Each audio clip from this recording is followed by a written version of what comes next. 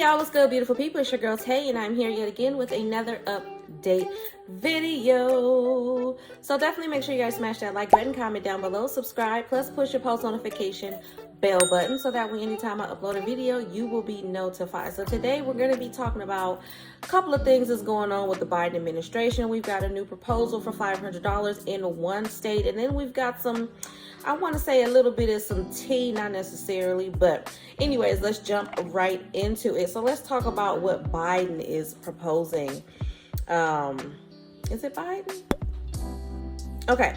So one thing that came out yesterday that I thought was interesting, it says a SoCal, Southern California, I'm assuming, teen to testify in support of California bill proposing more safeguards for children on social media. It says a California bill is aiming to create more legal safeguards for children who use social media, and a Southern California teen traveled to the state capitol to testify in support of the proposed law. Okay, I don't really want to give the person's name, even though it's out in the public already, but she said, I didn't think I would ever be doing this. This was definitely not in my 2022 bingo card. However, she was eager to testify Tuesday before a committee on privacy and consumer protection in support of AB 2273, a bipartisan bill that would change the way children experience social media. We deserve to have adults that care for us and want us to be safe and grow up happy and healthy. Okay, this is coming from Van Nuys, the same young lady, I'm assuming she's from Van Nuys, who is a part of the Log Off movement, a student-run organization that promotes better social media use. The organization is gathering signatures in support of the bill. Okay, it goes on to say, and I don't know who this is coming from, but we'll get to that in a minute. I think the bottom line is that companies need to do more, said Democratic Assembly member Buffy Wicks. Ooh, Buffy, I like that name. Yeah, I don't know if there's anybody on here, but do y'all remember the old school Buffy the Vampire Slayer, the movie and the series that came out? One of my faves. But anyways, who introduced the bill alongside her Republican colleague Jordan Cunningham. I think a lot of them are willing to do more, and I think what we can do here in the legislature is make it a requirement. Okay, so I want y'all to definitely tell me what you think down below in the comment section about this. Do you guys have any issues? For those of you guys who still have children in your household, I know I have kids, and funny story, not really a funny story, but quick story. There was this game that's been going around that's very, very popular with children, at least my children's called, I can never say this game right, my children always laugh at me, but I think it's Roblox or whatever it is. So my daughters, a couple of them, well, pretty much all of them except for my eldest, play this game. Even my toddler is playing this game. Now, obviously, him playing the game is completely different than my older children because he's just looking at the graphics and just realizing with his hand-eye coordination how to make the little thing move and jump and do whatever it is that he's trying to make it do, right? But my older kids have been playing it. I'm going to be 100% honest, I never really paid attention to it. I did kind of ask them about it because I always ask them about anything. You know, they have to come to me and let me know if they're getting ready to download something. They have to ask my permission first before they download anything, free or not. So I always ask, you know, the basics. What is it about? What are you doing? I don't want them to be watching anything that's violent, no Call of Duty, nothing like that, no killing zombies. We're not doing none of that. You know what I mean? But when they gave me the information about Roblox, whatever it is, I didn't really think nothing of it. Come to find out from another family member who has a child in his household who's also playing the game that there is a chat room that they can communicate with. And I didn't know that. I immediately shut that down, okay? Because my fear was there could be, and I'm pretty sure there are, grown men and women on there pretending to be children, talking to these children through this game. So that was definitely, you know what I'm saying, one of my children took it rather hard. You would have thought that one of her pets died. I don't have any pets, but I'm just saying the way that she took it, how emotional she was about that game. But I had to let her know it's completely unsafe. I'm uncomfortable with that. I don't want any other adult other than your school, your teachers, you know what I mean? And even that is heavily monitored and screened by me. I don't want any other adults outside of this household that is not a family member that I trust having any access to my children. So I hope that whatever it is that they're aiming to do with this particular piece of legislation, that it goes through and it does actually make a difference as it pertains to keeping our children safe when they are on the internet. Because let's be realistic, even though I'm not I can't sit here and say that I come from a time where we didn't have technology. We did, but things were still, I want to say, in the beginning phases of it. I mean, there were flip phones, there were no graphics, there was no games, there was no Netflix, there was none of that going on. The computer looked the same as a TV.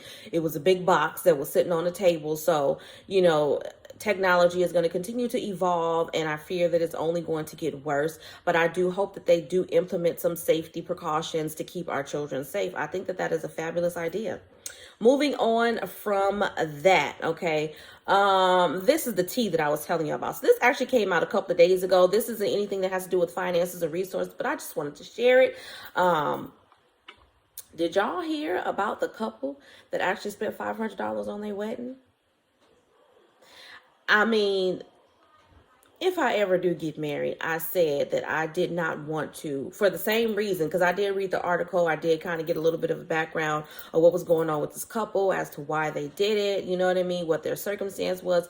And it seemed like they were just two smart adults that said, hey, we're getting ready to embark on our life with each other, and we don't want to start off on a bad note by accumulating a huge amount of debt.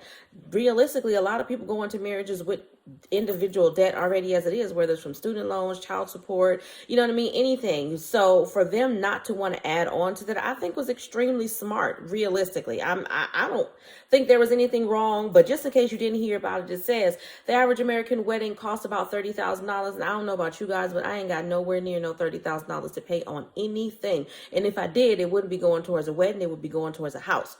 But two California newlyweds managed to tie the knot on a $500 budget with the dress, venue, and reception included. Okay, Kiara Brokenbro, I'm hoping I'm not murdering her name, didn't want to go into debt starting her marriage with her husband Joel and focused on keeping things affordable for her wedding. Okay, our goal was just to be as minimal as possible and to spend the least amount of money as possible, she told Good Morning America. I'm assuming on some type of Zoom call, or I don't know if they were in person because I didn't catch it on Good Morning America.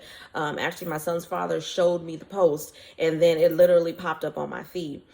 She goes on to say, she started small and spending for her big day with a dress from Shein that cost just $47. She said she didn't want to spend a lot of money on a dress, so she was only going to wear it one time. And I agree with that. I've pretty much been that way all my life. I am an extremely minimal person. I know I probably come on here looking like things are expensive, but they're not. These head wraps in particular, I think are like $10 or $7 each. Okay, I do wear a lot of drugstore makeup. The red that I'm wearing was $2 from Walmart by LA Colors. I'm a Walmart, and I used to be a Payless shopper faithfully until they closed down. But I've never been the person that will go and spend huge amounts of money on things like shoes and purses and things like that. I don't have a million and one purses. I buy one purse every couple of years, and I will wear that purse out before I think about getting another one. I have a Michael Kors purse that I got at a much more affordable price at Ross rather than me going to Michael Kors and spending $300, $400, $500. For one, my kids is gonna drag it through the mud, and people in the household seem to think that my purse belongs on the floor, no matter how many times I tell them stop putting my purse on the floor. So I'm not gonna spend that amount of money on no purse just to have the bottom of it get messed up. Okay. So I agree with this. The best way to go, especially if you live in an expensive state like California, is to be as minimal as possible. Okay, now I do have my little things, you know what I'm saying, that I kind of splurge on. Honestly, no, I don't. The only thing that I splurge on is my nails, and that's once a month. Other than that, my hair is once every 2 months, and that's like $70.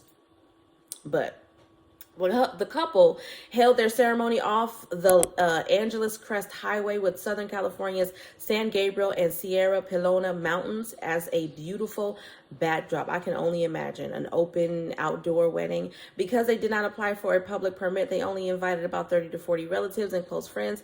They only needed to pay for chairs and an arch, okay? They also relied on support from loved ones for expenses. Kiara's godmother gifted the couple flowers, and her godsister and aunt chipped in with a cake. The wedding party then headed to a nearby Misty's Lounge for the reception. They did not have a reservation, but arrived right when the venue opened. This also meant that guests paid for their own food and drinks themselves. You know what? I know a lot of people would frown on that, but if you have family and friends that's willing to support you and they're willing to come, and we just gonna have a dinner, everybody's paying for what they want, no problem solved.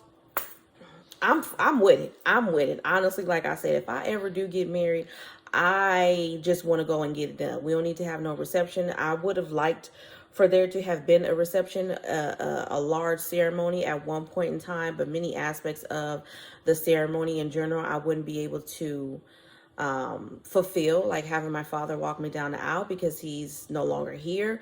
So for me, it's kind of like I would rather just get it done and then just move on. It's over. You know what I mean? I'm way beyond getting the big white beautiful dress.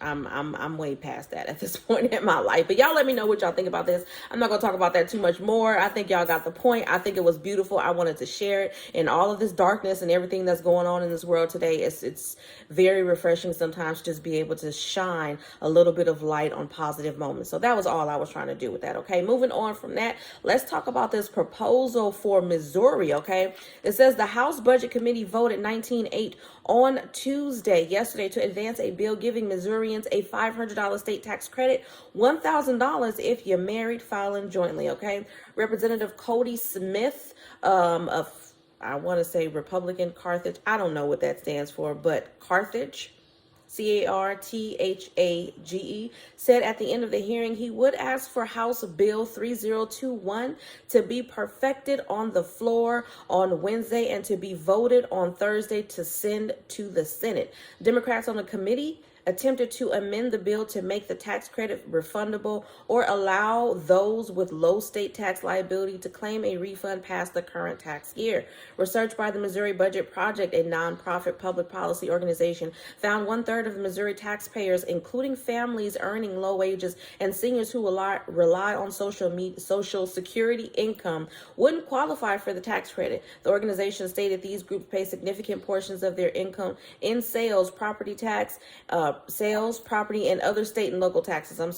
While we oppose the legislation in its current form because it leaves out so many taxpayers, we're hopeful that if it or other tax rebate proposals move forward in the remaining weeks, policymakers will prioritize or at least include the Missourians most struggling to afford gas and put food on the table. Okay, this is coming from Tracy Gleason, a spokesperson for the Missouri Budget Project. Okay, it goes on to say the Representative Hannah Kelly, a Republican representative of Mountain Grove, ruffled Democrats attempted to amend the bill by telling the committee a mother working double shifts at Walmart in her district asked her to speed up awarding the tax credit. Okay, it puts the rebate back in the hands of people who have paid taxes, Kelly said. I'm going to be voting against this amendment so we can make sure we take care of people who are working hard. Okay, so I'm not really sure if she's for it or if she's against it, if she wants it more so for people who are working and not for people who are not. Y'all let me know what you got out of that little insert that I just read. But moving forward, it says Representative Peter Meredith of St. Louis had an amendment similar to Senate Bill 1138, which provides a refundable credit, but it was voted down. The suggestion that these are not the people who are working hard, as was said, it's hard not to get upset about it, okay? If you don't think folks that fall in the category are not working their butts off every day just to get food on the table and get by, I don't know where you live. But I think it's important to understand that the bill as it stands with the non-refundable tax credit, almost 1/3 of people in Missouri don't get anything. Okay, so I'm definitely for them putting this money back in the hands of people who need it the most. Okay, and as many people as possible. There's a lot of fine lines and red tape and whatever, not really, but for the sake of making it technical from a political standpoint, they like to say that there's a lot of fine lines and red tape when it comes to figuring out who's eligible for certain credits and certain rebates and things of that nature. And like I said, I think they should just keep it plain and simple and just set an income limit if that is an acceptable criteria to say, hey, you know what, if you're a millionaire, you're definitely not going to get it. At a certain point, when it comes to your income, there is no phasing out. You just don't get it, okay? If they want to give it to as many people as possible, and I know a lot of people are going to be mad at me for this, but there has to be some type of criteria, period. Whether it's coming from me, it's never going to come from me because I'm not a politician, but y'all know what I'm trying to say. There has to be some type of criteria. So, for example, if they wanted to say $50,000, that's the cap, that's it. $50,000, $100,000 if you're married and you're filing jointly, but $50,000. Now, that's not to say that people who are making $50,000 a year are not struggling. I'm not saying that whatsoever. I know plenty of you have said, especially out here in California, that $50,000 is still not enough. And I get it. It depends on everybody's individual circumstances. For a person who is just by themselves, I think $50,000 could possibly be okay. You know what I mean? If they live minimally, if they're not trying to live a lavish lifestyle, I think that $50,000 for a person who's not married and have no children, I can't see anything wrong with that. Even out here, I can't see anything wrong with that. I think $3,000-$4,000. You're not looking to get a 2, 3, 4, 5 bedroom household. You know what I mean? You can find yourself a nice home, maybe 2 bedrooms, something really, really small, and pay maybe $2,000, sometimes maybe even less than that. Like I said, depending on that person's lifestyle, I think that $50,000 a month is okay. Some people that is not the case, but I think that they need to come to a decision quick, because all they're doing is talking. This is what I don't get. And I've said this so many times about so many different things. I feel like when it comes to them giving us money, there's a lot of negotiations, there's a lot of conversations, there's a lot of voting going on.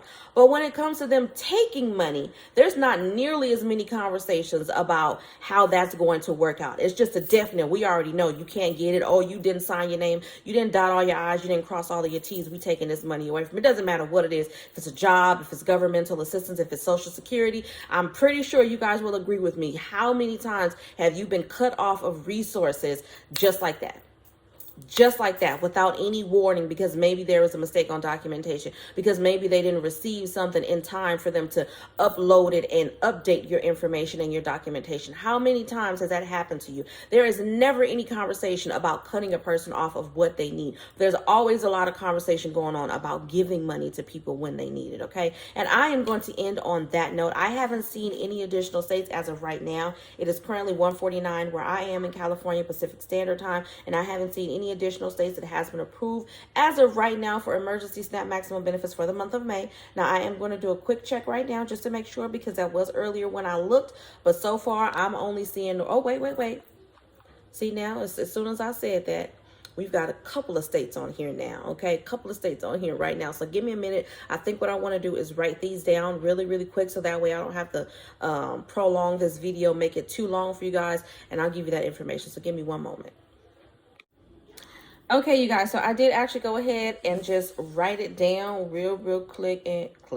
And I had to give my son his corn dog. But for emergency SNAP maximum benefits for the month of May, okay, it looks like we have 1, 2, 3, 4, 5, 6, 7, 8, about 8 states currently that has been approved, which is a great step up from just the one state that was on there yesterday and even earlier this morning. So let's jump right into it. So starting off with DC, I have regular issuance. Okay, New Hampshire, I have May the 3rd and the 20th, and then June the 3rd and the 17th. And then I have New Jersey, May 1st through the 5th. Then we're going to jump over to North Carolina, which is going to run for 10 days, May 22nd through the 31st. We have Oregon at May 10th, 27th, and then a final run on June the 1st. Y'all have to excuse the beeping. Y'all already know what's going on. They working on the roofs and they bagging in and out with their little machines and cranes and things, so can't do nothing about that, all right? Rhode Island, we have May the 3rd. South Carolina, we have May the 1st through the 19th for currently approved households, and then we have the 1st through the 31st for any newly approved households, okay? And then finally, we have Wisconsin, which is going to give out benefits on May the 21st. And then they're also going to do a final run on July the 16th.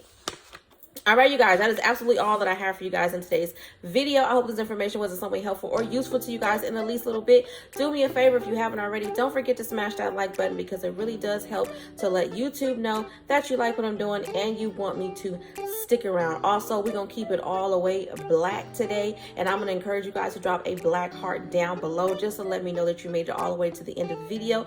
Don't forget to check the description box. Get yourself some Amazon Prime, please, if you haven't already. I'm pretty sure all of you guys have it. But even if you just want to shop, definitely check out the links that I have down below in the description box. As always, I'm going to say, remember to live, love, and elevate. You guys know I truly appreciate all of you Truly, I have to say that to you guys. I'm constantly telling you guys and reminding you guys know I wouldn't be here if it wasn't for you. But I appreciate you guys. And on that note, I'm going to say peace.